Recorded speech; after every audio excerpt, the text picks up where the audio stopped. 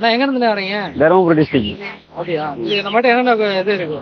நாட்டுக்கோழி, கினிக்கோழி, வான்கோழி, கருங்கோழி, வாத்து இருக்குது. அப்புறமா பேன்சி கோழின்னு இது ஒரு கோழி இருக்குது, சீனா கோழி. ஃபேன்சி கோழி. ஆமா. ஓ சரி சரி. எவ்வளவு வருஷமா இந்த தொழில் பண்றீங்க? நான் இப்போ ஒரு 3 வருஷம். 3 வருஷமா பண்றீங்களா? ஓகே.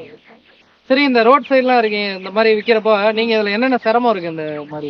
மழை வந்தா சிரமம்.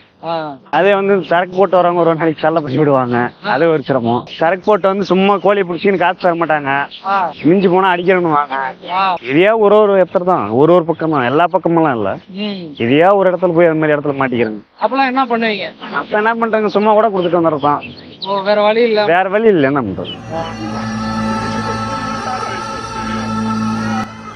குடிமகன்கள் கவனத்திற்கு, தயவு செய்து இந்த மாதிரி ஆட்களை தொழில் செய்ய விடுங்கப்பா, பாவம்.